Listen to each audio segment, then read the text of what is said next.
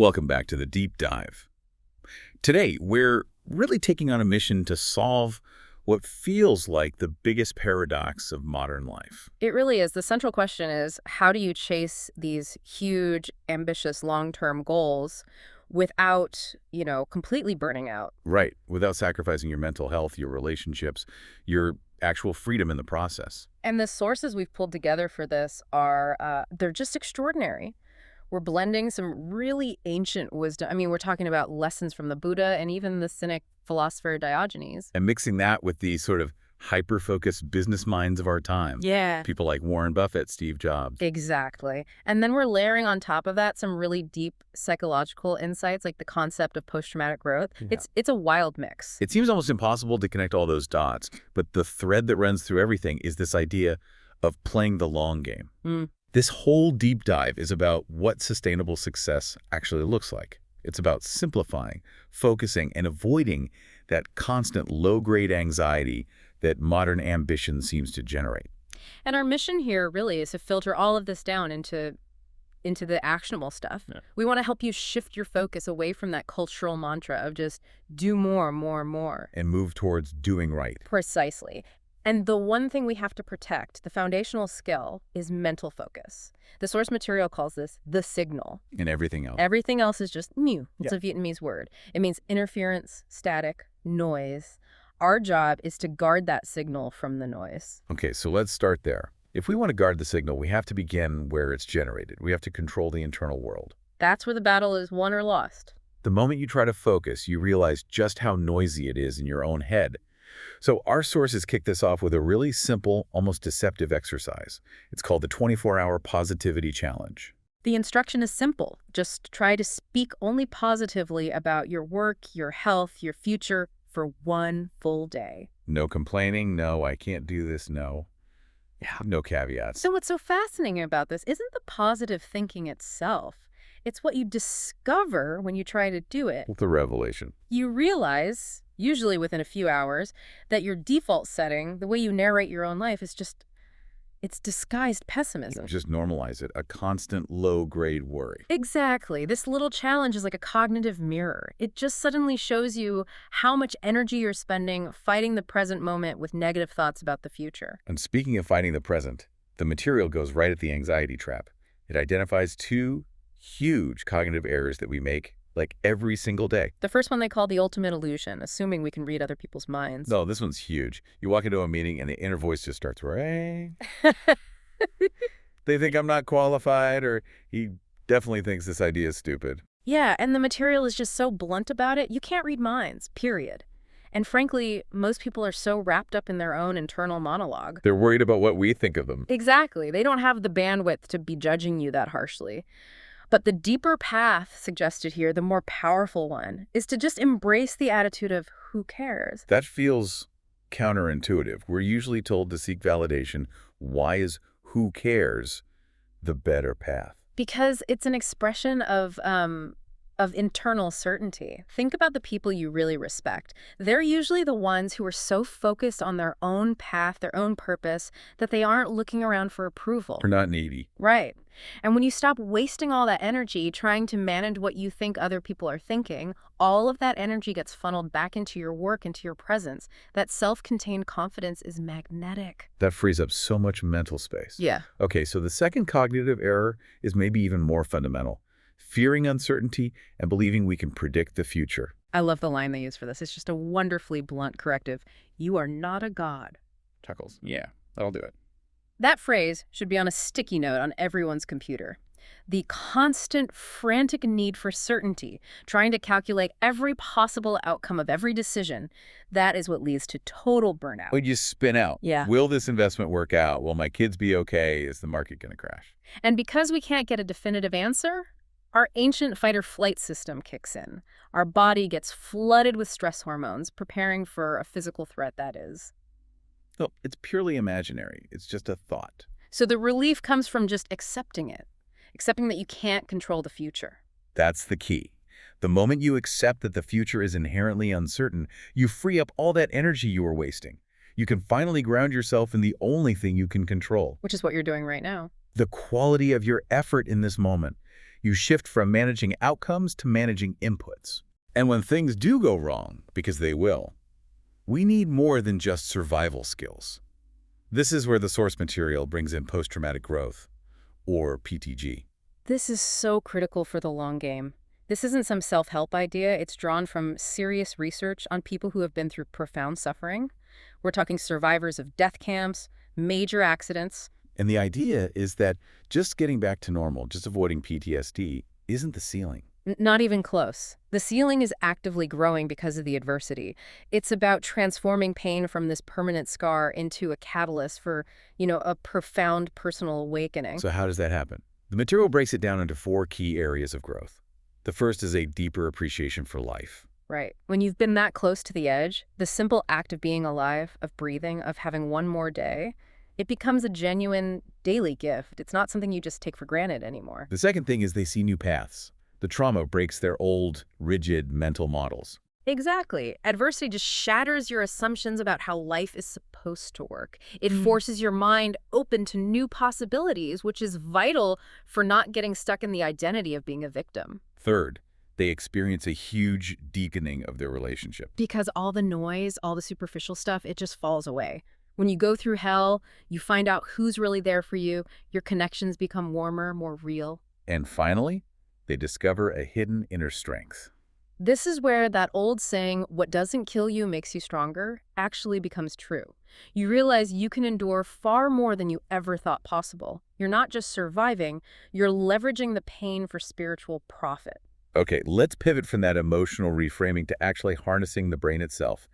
The sources talk about visualization, saying things like the law of attraction are maybe 90% correct if you look at them through a neuroscience lens. Right. The core idea is just that the brain is a magnificent problem-solving machine. You just have to give it the right problem. And the proof they offer is the famous basketball visualization experiment. It's a classic. They took 3 groups of people over 30 days. Group 1, the control, did nothing.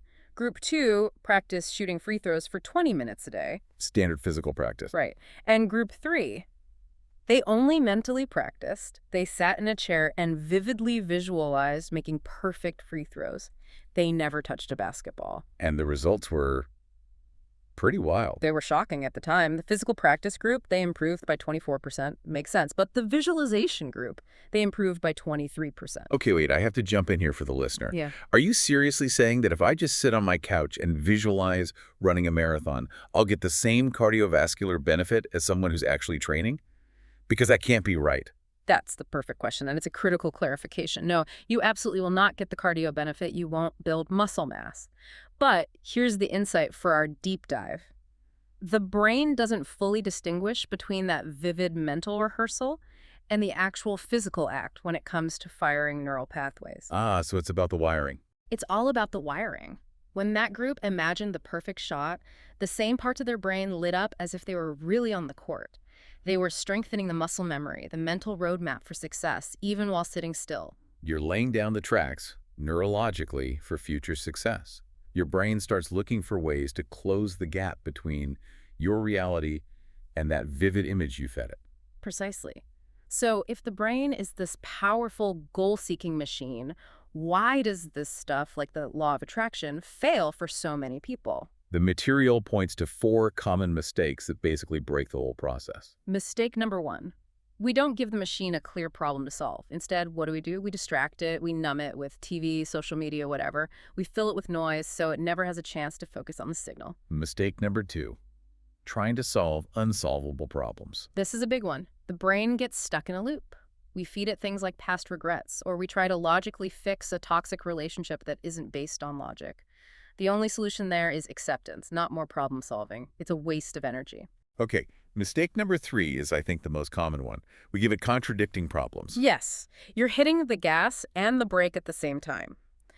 You tell your brain, I want to build $1 million business, but at the same time, you're feeding it the belief that taking risks is foolish and will lead to ruin. Or you visualize success, but your deep down core belief is that you're not worthy of it. It's like short-circuiting a computer. The conflicting commands cancel each other out, and you just stay stuck in neutral, feeling guilty about it. You have to align the goal with the belief. And the final mistake is just A lack of patience. Yeah. Not giving it enough time. People get fired up, they visualize for 6 days, and then nothing happens, so they quit. But the sources are clear. Big, meaningful goals, a great career, real mastery. These things take years, not weeks. Impatience kills the process before it can even start. And this all connects directly to our physical health. The work of Dr. Joe Dispenza comes up here. He talks about how we, as humans, can turn on our stress response just by thinking. It's because of our big neocortex. A lion on the savannah is only stressed when the predator is right there. We get stressed about a deadline that's 3 months away, or a conversation we might have next week. So we're flooding our bodies with cortisol, the stress hormone, based on pure thought. And that cortisol is designed for emergencies. It shuts down non-essential systems, like, say, your immune system. So long-term chronic stress literally makes us sick. Which leads to the big so what? The big so what? If our thoughts, just pure mental energy, can make us physically ill, then the opposite has to be true. Our thoughts can help make us well. If you can align that problem-solving brain, focus it on a clear signal, and reduce the internal conflict, your thoughts can become a fundamental part of your resilience and your health for the long game. But even if you align your goals, you're still left with this constant internal chatter, the monkey mind, as it's called. All right, the source material identifies this constant unidentified thought as the single biggest obstacle to inner peace. We're just constantly narrating, judging, regretting, planning. And that inner dialogue, especially when it's driven by fear or envy or desire, it keeps us from ever being truly present. If you're never actually here, you can never be at peace. And the primary tool for taming this monkey mind is meditation. The data on this is overwhelming. It really is. I mean, Tim Ferriss interviewed hundreds of top performers, and he said meditation was one of the most consistent habits among them. Even world leaders, like Singapore's late Prime Minister Lee Kuan Yew, he practiced it daily in his later years to maintain clarity under immense pressure. But the goal isn't to stop thinking, right? That's what trips everyone up. That's the biggest misconception. The goal is not a blank mind. The goal is to see your thoughts for what they are. Temporary events, like clouds passing in the sky. They come and they go. Exactly. You just observe them without getting attached, without judgment. Anger comes, you watch it. Envy comes, you watch it. You don't have to become it. And that's the breakthrough moment, when you realize you're the observer. That's it. The moment you realize you are not your thoughts, you're the awareness behind your thoughts. You become present. You step back from the drama in your head and realize you can choose not to participate. The source has a great little exercise for this, the kitten experiment. It's so simple. You just ask yourself, what will my next thought be? And then you wait for it, like a cat waiting for a mouse. And in that moment of waiting, There's a stillness, a gap. The chattering mind pauses for a second. And that little pause proves that you have the power to slow it down just by introducing awareness. so this whole section really boils down to one simple, powerful definition of stress. Stress appears when you are here, but want to be there. That is the core of it, this internal split, the here versus there division. It's what sabotages the long game. You're so busy trying to get to some future destination I'll be happy when I get the promotion. I'll relax when I hit my sales target. that the present moment becomes nothing more than an obstacle, an insufficient means to an end. You're basically waiting to start living. And then you get there, and the goalposts have moved again. It's a recipe for perpetual dissatisfaction, You're always divided. which is the perfect segue into the next section, because that internal division is what keeps us running on the treadmill of modern ambition. We often measure our ambition not by the quality of what we produce, but by the sheer complexity we can handle. Oh, exactly. Complexity becomes this weird badge of honor, but it's the absolute enemy of the long game. The source uses this fantastic hallelujah moment from an entrepreneur named Ollie Richards to illustrate this. He described his business before he simplified as a complete nightmare. And you can see why. He was trying to manage 3 different websites, 3 separate course platforms, 3 checkout systems, 3 Stripe accounts. All feeding into 3 different bank accounts with 3 different P&L statements to reconcile. I mean, the mental overhead is just staggering to think about. And their big decision was just to collapse it all, everything into one single unified system. He said the emotional relief was immediate and overwhelming. Because you're not just saving time. You're freeing up so much cognitive load. You're removing potential points of failure. All that energy can now go back to the signal. And yet, what does the business world preach? Exponential growth. 10x everything. Right. The material just calls this out for what it often is. a dangerous marketing ploy. It sounds exciting, but chasing that kind of hypergrowth almost always leads to burnout and, ironically, catastrophic failure. You can't force things to grow that fast sustainably. The qualities that really matter for the long game are patience and persistence. Just showing up, doing good work day after day, and letting it compound. That's the real secret. It's just not as sexy. And the cost of not playing that slow game. It can be irreversible. There was a personal story in the sources that really hit me about the speaker's first marriage failing because of workaholism. That's a powerful and painful lesson. What was the core insight from that experience? It was the distinction between what's recoverable and what isn't. He realized that the money he was chasing, any failed projects, all of that was recoverable. You can always make more money. But you can't make more time. You can't make more time. The years of connection and presence he lost with his spouse, that's gone forever. It's a finite resource. If you're sacrificing your health and your primary relationships for work, you're not playing the long game. You're setting yourself up for a kind of regret that no amount of success can fix. And that drive for impossible standards is what leads us to the next big trap: perfectionism. There's that great quote from Salvador Dali, "Don't worry about perfection because you will never see it." It's so liberating. We think of perfectionism as a good thing, but the sources frame it as excellence's toxic cousin. That's a great way to put it. Excellence is a healthy drive for quality. Perfectionism is driven by fear of failure, fear of rejection, fear of being judged if you release something that isn't flawless. And the clinical cost of that fear it's really severe.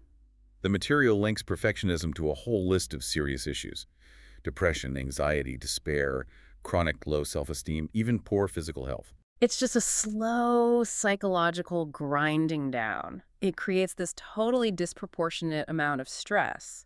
A student starts to believe, if I don't get a perfect score on this one test, my entire future is ruined. That emotional weight is just crushing, and it feeds this illusion of the perfect self.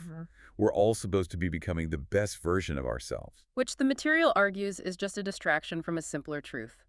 You are already whole. You are already perfect as you are. This constant striving becomes an endless identity crisis. The metaphors they use are so good. The house metaphor. You're a house. You can renovate. You can add a room. You can repaint. But you can't just decide to tear the whole thing down and become a completely different, bigger house. But that's what we do. We're constantly trying to demolish our perfectly good selves to build some mythical, better version, instead of just appreciating the structure we have. And then there's the wedding example. The person who obsesses over the perfect wedding day ends up only remembering the one tiny thing that went wrong. The caterer was 5 minutes late. And that one imperfect detail ruins the memory of an otherwise beautiful, meaningful day. They confuse the detail with the whole experience. It all comes back to that simple, powerful formula for suffering. Happiness equals reality minus expectation. This is the key. This is why achieving a goal often doesn't bring the joy we think it will. We set our expectations so impossibly high that reality can never live up to them. So if your reality is a solid 8 out of 10, but your expectation was a flawless 10 out of 10, your happiness score is actually a -2. Right. And the solution isn't to lower your standards for your work. It's to lower your unrealistic expectations for the outcome. That's how you reduce your potential for suffering. And that chase for unattainable expectations just keeps the goalpost moving forever. The story of the streamer XQC is a perfect modern example of this. Yeah, here's a guy who achieved these phenomenal goals that millions of people dream of. He was absolutely sure that crossing those finish lines would bring lasting happiness. And it didn't. He said the feeling was empty. He even said that after hitting some of his biggest goals, he felt more miserable than when he started. So his warning to his audience was simple. Don't postpone your happiness. If you tell yourself you'll only start living after you achieve something, you're setting yourself up for a lifetime of dissatisfaction. Because 99% of your life is the process, the grind. If you hate 99% of your life while waiting for that 1% payoff, you've designed a terrible system. You have to find a way to enjoy the journey now. Eckhart Tolle's metaphor of the deep lake is perfect for this. It's such a powerful image. The surface of the lake is like our daily life. It's chaotic. There are storms, waves, deadlines, arguments, wins, losses. It's constantly agitated. But no matter how violent the storm on the surface is, the bottom of the lake remains completely still, untouched, undisturbed. And that stillness is inside all of us. Exactly. It's our capacity for internal peace. It's not something we have to create. It's something we just have to access. We have to learn to let our awareness sink below the surface chaos. So we've established the enemies. Complexity, perfectionism, constant striving. Now we need to get tactical. How do we actually put the principle of less into practice? It starts with intentional constraints. This is the philosophy of the truly successful, and the ultimate example is Warren Buffett. The stat they share is just mind-blowing. 90% of his immense wealth came from just 10 investments. 10, not 100, not 50, 10. Which leads to his famous advice. What you don't do is often just as important as what you do. He told his pilot to list his top 25 career goals, circle the top 5, and then treat the other 20 as an avoid at all costs list. Not just a maybe later list, an avoid list. They're traps. They are traps that will distract you from the few things that truly matter. That is lean living in a nutshell. Well, Focus on the one or two right things and be ruthless about saying no to everything else. Steve Jobs had a similar approach, his signal rule. For him, it was about identifying the 3 to 5 most important mission-critical tasks for his 18 waking hours. That was the signal. And everything else was. Yeah. Noise. Every other email, every trend, every meeting that wasn't essential. It was all just static, distracting him from the signal. There's an incredible story in the source material that illustrates this perfectly. The story of a consultant named Sam. This one is so good.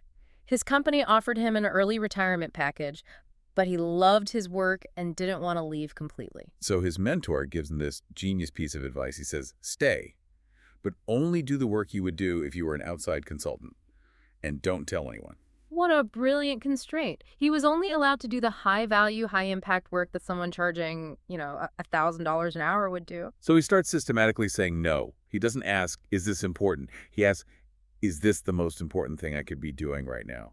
And if the answer wasn't a clear yes, he'd politely decline, saying he was focused on a mission-critical project. And the result was totally counterintuitive.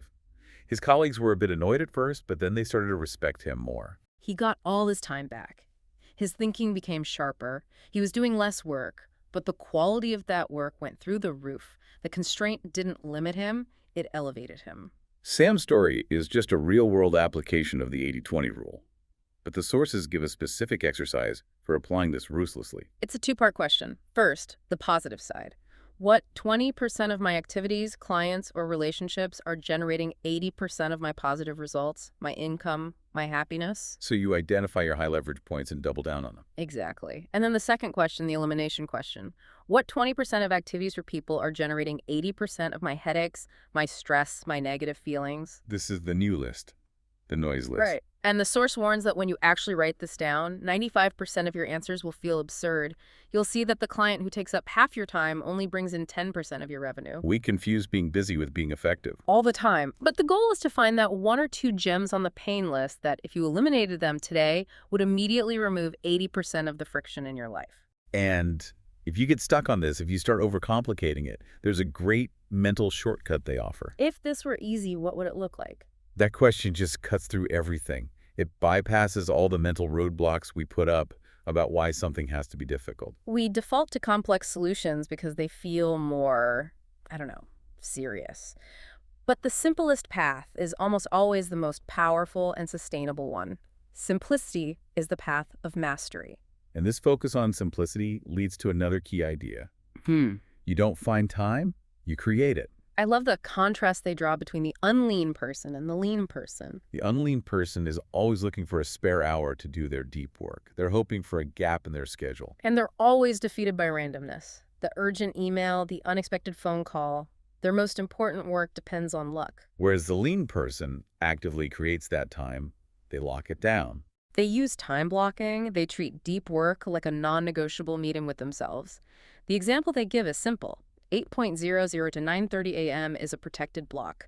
No emails, no meetings, only the single most important task of the day. You stop depending on luck and start guaranteeing progress. This is the philosophy of companies like Basecamp. They believe 40 hours a week is plenty. If you can't get it done in 40 hours, the problem isn't the number of hours, it's your priorities. The unlean mindset is to just add more hours. Exactly. And the unlean mind tries to improve things by adding more features, more tasks, more rules, more complexity. The lean mindset works in reverse. To make something better, you have to ruthlessly remove things. Remove clutter, non-essential steps, even familiar habits that no longer serve the goal. This even applies to things like market trends. The advice is so wise. Don't jump into every trend. Wait 1 or 2 seasons. It's not about being slow. It's about letting time filter out the noise for you. Let the fads burn out so the real signal can emerge. And to make all these constraints stick, you need a framework. This is where James Clear's strategy of defining the box comes in. This is a total game changer. He starts with his lifestyle first, not his business goals. He defined the box, the constraints of his ideal day, before he decided what to build. For him, that box was working from 10 a.m. to 3 p.m. That was a non-negotiable because he wanted to be a present father. So that box became his filter for every opportunity. He thought about creating a big online course, which could have made him a lot more money. But building that course would have meant hiring a team, managing people, increasing complexity, all things that would break the walls of his 10 a.m. to 3 p.m. box. So he just said no. He said, I don't want that. He chose a better quality of life over a potentially higher income. He let the long game constraints define his short-term goals. And that's the lesson. You define your limits first. If a goal is too big to fit inside your lifestyle and health constraints, you don't break your lifestyle. You change the goal. It's a radical act of self-preservation, and it's the absolute foundation of the long game. Okay, so that brings us to the final section. Playing the long game means sustaining this for decades. And that requires embracing what feels like a paradox. The paradox of letting go. The source material shares this really surprising finding. The speaker's most profitable years were the years they stopped trying to control and micromanage everything. And the years they struggled the most, the least profitable years, were the ones where they were clinging to control, working the hardest. The act of buông bỏ, that Vietnamese concept of letting go, it ironically led to more success.